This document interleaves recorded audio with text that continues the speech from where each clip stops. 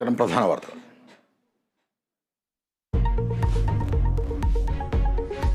കേരളം കാത്തിരുന്ന സന്തോഷ വാർത്ത.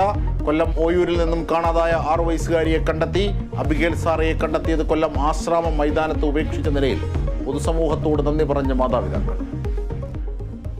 എല്ലാവരോടും ഉള്ള നന്ദി അറിയിക്കുന്നു. എൻ്റെ മോളെ ഇന്നലെ കാണാതായപ്പോൾ തൊട്ട് ഇന്ന് കിട്ടുന്നിടം വരെയും അതിനുവേണ്ടി അഹോരാത്രം പ്രവർത്തിച്ച, ഇന്നലെ രാത്രി ഉഴങ്ങാതിരുന്ന കേരളക്കരയോടും കേരളത്തിന് പുറത്തുള്ളവരോടും എല്ലാവരും അതിനുവേണ്ടി പ്രാർത്ഥിച്ച എല്ലാവരോടും ഉള്ള നന്ദി അറിയിക്കുന്നു.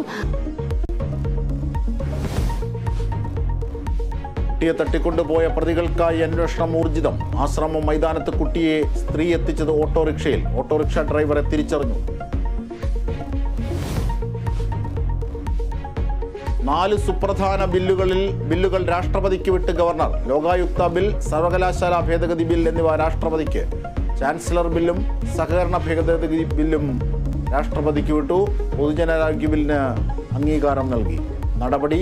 ഗവർണർക്കെതിരായ കേസ് കോടതി നാളെ പരിഗണിക്കാനിരിക്കെ.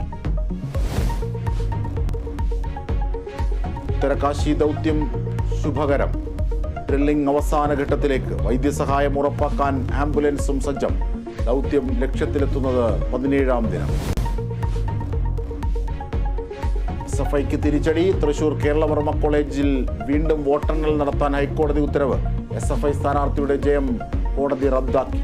ഉത്തരവ് KSU ചെയർമാൻ സ്ഥാനാർത്ഥി ശ്രീകുട്ടൻ നൽകിയ ഹർജിയിൽ. ഉസാറ്റ് ദുരന്തത്തിൽ മരിച്ച ആൻ റിഫ്റ്റിക്ക് നാടിൻ്റെ വിട. പൊതു സംസ്കാരം പറവൂർ കുഴുമ്പത്തുരുത്ത് സെന്റ് ജോസഫ് പള്ളിയിൽ. അപകടത്തിൽ അന്വേഷണം പുരോഗമിക്കുന്നു.